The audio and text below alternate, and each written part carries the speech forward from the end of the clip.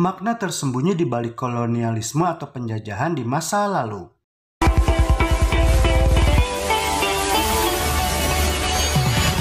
Inilah salah satu makna tersembunyi di balik kolonialisme yang terjadi di masa lalu yang berhubungan dengan kekristenan.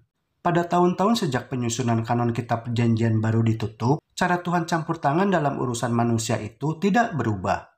Dengan tegas dan akurat, sejarah dunia juga membuktikan pada nubuatan Yesus, yaitu bahwa Injil akan dimulai di Yerusalem dan mencapai Samaria, sebelum akhirnya Injil akan menyebar sampai ke seluruh pelosok dunia. Inilah yang pernah dinubuatkan oleh Yesus. Kisah Para Rasul 1 ayat 8. Tetapi kamu akan menerima kuasa kalau Roh Kudus turun ke atas kamu, dan kamu akan menjadi saksiku di Yerusalem dan di seluruh Yudea dan Samaria dan sampai ke ujung bumi.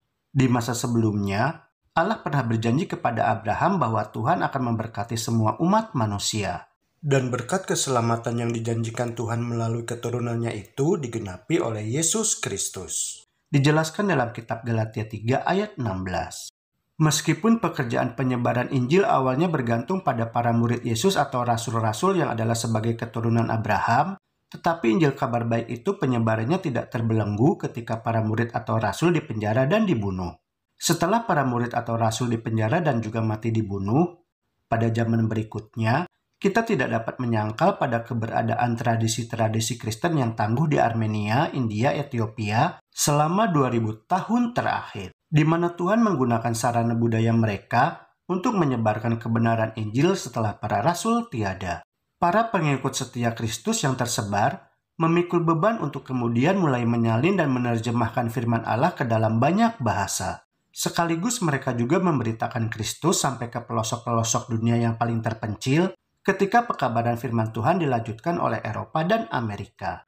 Fakta lain yang tidak dapat dibantah adalah bahwa Eropa menjadi platform utama aktivitas Kristen setelah Yerusalem. Sebab pada abad-abad setelah reformasi kekristenan yang terjadi di Eropa, Injil kemudian disebarkan dengan kekuatan global.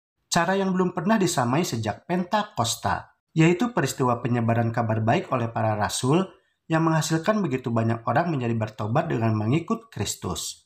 Juga karena pertama kali belajar membaca Alkitab yang sudah diterjemahkan ke dalam bahasa asli mereka, hal itu menjadikan para nenek moyang, orang-orang Eropa, serta orang-orang di seluruh pelosok dunia menjadi banyak yang melek huruf. Jadi untuk hal ini, kita selayaknya berterima kasih kepada para reformator atau pembaharu seperti Tyndale, Knox, dan Martin Luther juga yang lainnya. Meskipun Protestanisme sangat berhasil bertumbuh di Eropa dan Amerika, namun kita tidak boleh menutup mata terhadap kekejaman yang tidak menguntungkan. Sebab dahulu banyak juga misionaris asal Eropa dan Amerika yang memiliki kefanatikan yang menyedihkan, di mana mereka juga turut berkontribusi untuk menggerakkan para penindas kolonial. Misalnya seperti yang terjadi pada kolonialisasi Eropa di benua Afrika. Sebagai pengikut Kristus, kita tidak boleh mendukung kolonialisme. Namun faktanya, dahulu ada para misionaris contohnya di benua Afrika yang menjadi mitra para penindas kolonial. Lalu sebagai pengikut Kristus, bagaimanakah cara kita menyikapi hal seperti ini? Meskipun fakta bahwa Injil telah sangat berhasil disampaikan kepada banyak orang, namun para misionaris atau pengkhotbah merasa tertekan dengan cara kemenangan yang menindas, yaitu ketika mereka bersentuhan dengan masyarakat tersebut yang sebelumnya tidak mengenal Tuhan yang benar. Meskipun kita menghadapi akibat yang menyedihkan dan memalukan dalam sejarah penyebaran Kristen ini, namun kita juga harus ingat bahwa dalam sejarah, Tuhan itu selalu menggunakan makhluk yang memiliki kekurangan untuk menyampaikan kebaikan Tuhan kepada umat manusia. Dan belas kasihan Tuhan itu selalu lebih menakjubkan dibandingkan dengan kebiadaban kemunafikan kita. Belas kasihan Tuhan untuk menyelamatkan manusia melalui kuasa Kristus, itulah yang seharusnya mengesampingkan mereka yang salah dalam mengartikan kabar baik atau Injilnya. Kelemahan manusia seperti para rasul, para reformator, contohnya Calvin, Martin Luther, dan lainnya, juga para misionaris di zaman kolonial, kelemahan mereka itu tidak akan dapat menghalangi komunikasi Allah dengan dunia. Allah ingin seluruh manusia di dunia ini dapat mengenal kebenaran Kristus dan selamat. Jadi pemikiran Eurocentrisme Kristen karena alasan dahulu Eropa melakukan kolonialisme di dunia, sehingga beranggapan bahwa Kristen adalah merupakan agama kaum penjajah, itu adalah merupakan penafsiran yang keliru dan salah kaprah. Sebab meskipun Eropa melakukan hal yang salah dengan melakukan kolonialisme untuk mengubah dunia, namun hal itu tidak dapat menghalangi rancangan Allah untuk menjangkau seluruh umat manusia untuk diselamatkan. Jadi meskipun manusia itu tidak setia dan melakukan perbuatan yang salah, namun Allah adalah benar. Tertulis dalam kitab Roma 3 ayat 3-5. Allah hidup dalam sejarah manusia, dan Allah telah memilih untuk memasuki sejarah dan menggunakan instrumen yang terbatas untuk menyelamatkan seluruh umat manusia yang pernah hidup hingga di pelosok bumi ini.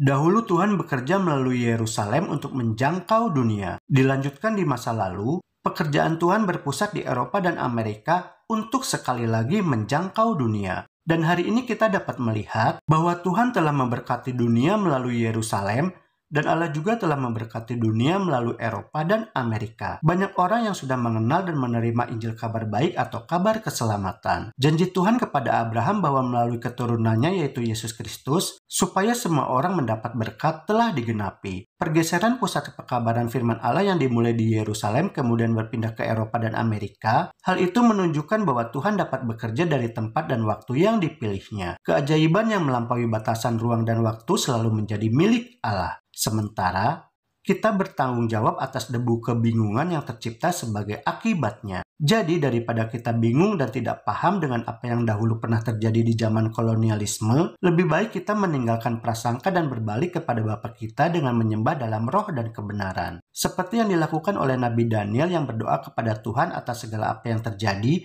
namun tidak dapat dipahaminya. Daniel 9 ayat 7. Ya Tuhan, Engkaulah yang benar. Tetapi patutlah kami malu seperti pada hari ini. Kami orang-orang Yehuda, penduduk kota Yerusalem, dan segenap orang Israel.